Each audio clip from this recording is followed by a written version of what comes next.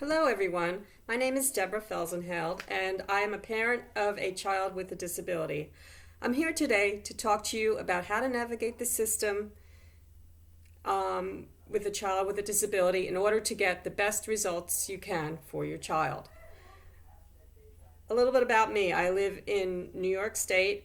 I have a daughter who's currently 23. My son is now 21, but when my daughter was younger, she went into a special preschool. She had speech delays.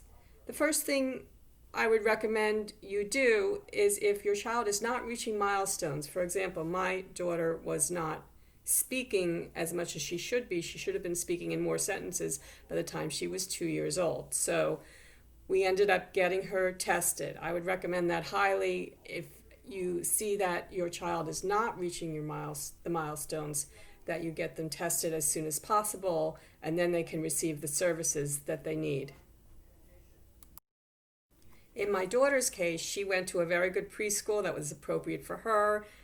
She got the therapy that she needed, the speech therapy. By the time she graduated, she was perfectly fine to go into a regular kindergarten class. After that experience with my daughter, I decided to get my son tested. He was actually not speaking in sentences, so I said, let me try and get him tested too to see where he stands. And he went into the same preschool originally that my daughter went to. Soon after my son was attending that school, he was having behavior issues, and it was determined that this school was not appropriate for him according to his teachers. So we put him in a different school. Long story short, they ended up testing him, and he was diagnosed with autism. This was an extreme shock to the whole family.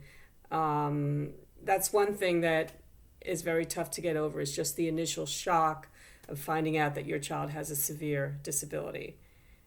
He had some words, but he really wasn't speaking at all. So it was very tough because he had behavior which was the result of him not being able to communicate his needs and wants. So that was something that we need to address right away. Initially, because I was so shocked, I actually forgot to fill up my tank with gas. I didn't even notice that my car was on empty. That's how shocked I was. So I know you need to get over the initial shock and then move on to do your research and help fix the issue as soon as you can, so that you can do the best you can to help your child. My son was moved to a different school, which was more appropriate. They were able to more handle his behaviors and had experience with autistic children. The school used a consultant who did ABA, which is Applied Behavioral Analysis, which helps him communicate. He was communicating with pictures. It was called the Picture Exchange System. And so there was also some sign language they were trying to teach. Unfortunately, he didn't have the fine motor skills to do the sign language, so he was making his own signs. So, for example, this is the sign for movie. He was able to do this. So he liked to watch a lot of movies on videos, with on the VCR back in the day when we were watching video cassettes. Anyway, we realized that school was not the greatest for him because they were giving him rewards such as too much candy M&Ms, and he ended up having dental issues with that. So we felt that school was not appropriate. We ended up getting him into a different school run by Rockland Bose's. So that school was much more appropriate for his needs, and he ended up just recently graduating at age 21, which we were very proud. The other thing I wanted to talk about was how to get your child involved in activities that accommodate children with special needs. When he was younger, I went on to the computer and joined some virtual chat groups with other parents with special needs. I would highly recommend talking to other parents so you have some kind of a support. The other thing that I was very fortunate was to have a great social worker at the first school he was at, the school that accommodated autistic children. She got me registered into the state system to get a Medicaid waiver and get all these different services. He got respite. Somebody picked him up every day and took him out for a few hours in the community, helped him with his skills, making sure he washed his hands after going to the bathroom, going into the community, going out to eat. So that was really helpful. And there are other activities that I found in my community. There was a group called the Friendship Circle, which met once a month, and it was all special needs kids, and they had activities for the kids, such as outrageous pets. They had activities. They went to a farm with rescue animals, to name a few, and they've been extremely wonderful. They remember everybody's birthday. They drop us off a challah for my birthday, for my son's birthday. They've been very, very supportive. It was a great organization. Another organization we joined was actually a Christian-based organization where it was like a youth group, and they went on trips. He actually went on an overnight trip to a water park. It was also another wonderful organization, also a chance for me as a parent to meet other parents who were in a similar situation, so that provided a lot of support. Another point I want to emphasize is that if you feel that you're not getting the services from the school that your child needs, there is a law called the Free and Appropriate Education. Every child is entitled to a free and appropriate education. And if you don't feel that your school is providing that, there are ways to get what you want. We actually ended up retaining an attorney so we could get additional services we felt my son wasn't getting. So that's an option. I know not everybody has the financial means to do that, but you could always reach out and maybe get an advocate to help you.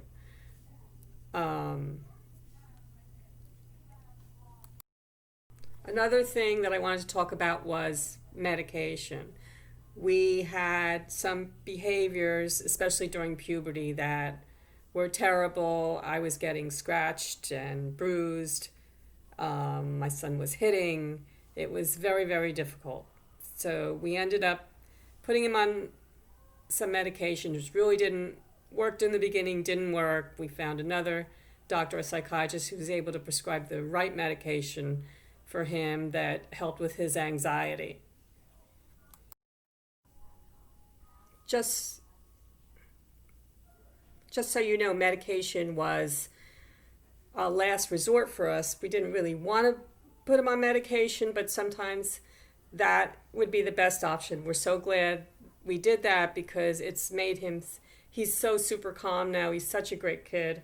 And I just wanted to show you a picture. He went to a special needs prom the past 3 years, and that's him with his buddy with his tux. And that was, we found out about that from the Capernaum Club, which was the youth group that we joined. And that was sponsored by the Tim Tebow Foundation. Tim Tebow, a former professional football player. So thank you so much to Tim Tebow for doing that. Everything was totally free.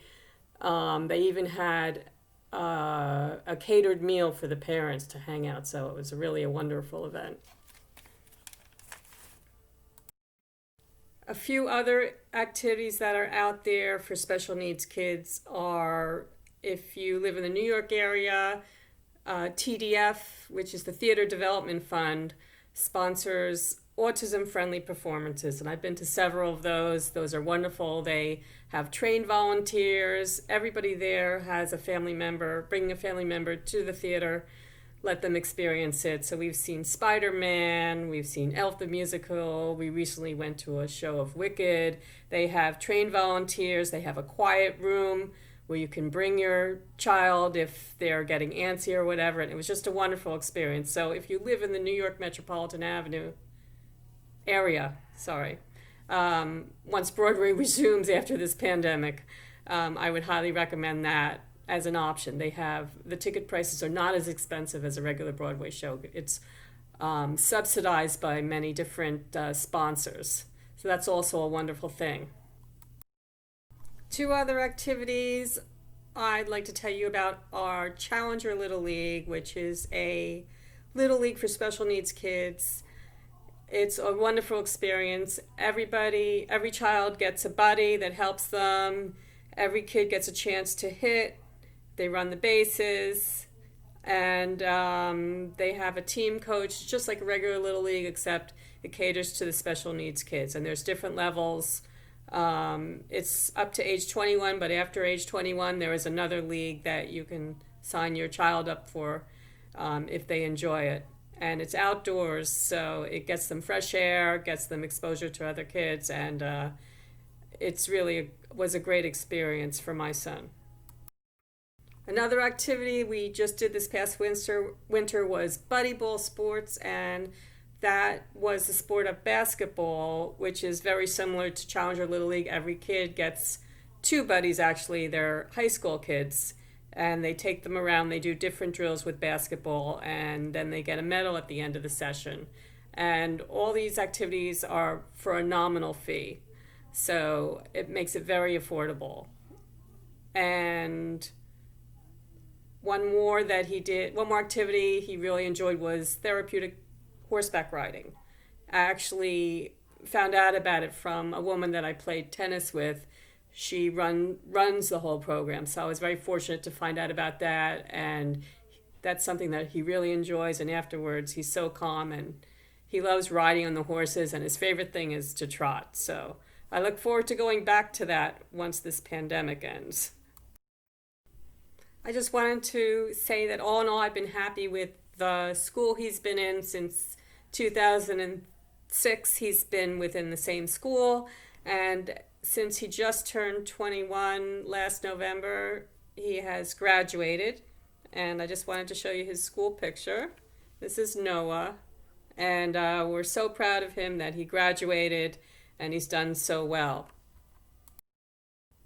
The next thing I wanted to talk about was, what do you do with your child once they've graduated? What kind of program should you put them in?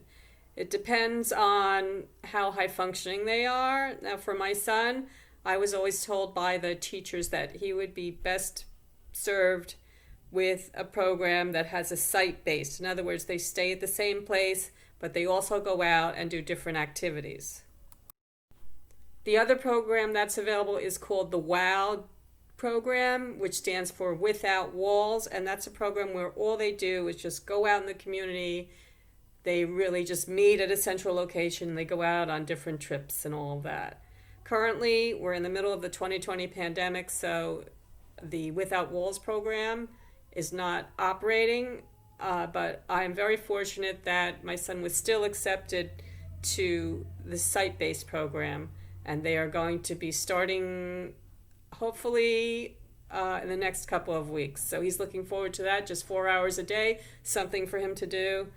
I'm very fortunate that I'm able to work from home, so that works out for me. For those of you who have jobs, when I was going into the office, I was using something called ComHab, which is something you are entitled to if you have a Medicaid waiver in the state of New York. And they can give you a person that will pick your child up, take him out in the community. He was in an after-school program for special needs kids, and she would pick him up and take him out. And he was, before this pandemic, very, very busy, going to school all day, being picked up 4 days a week. Plus, I had him involved in all these other activities. So my advice is, if you can, find these activities to keep your child as busy as you can so they have a normal, active life. I would also encourage you, if you have family members, for me, I am married, so my husband sometimes watches him while I can go out with my daughter. My daughter actually works with special needs kids in a local elementary school, so she watches him all the time. They're very close. We've been doing a lot of things together since everything was shut down. We've been going hiking, going to the beach together.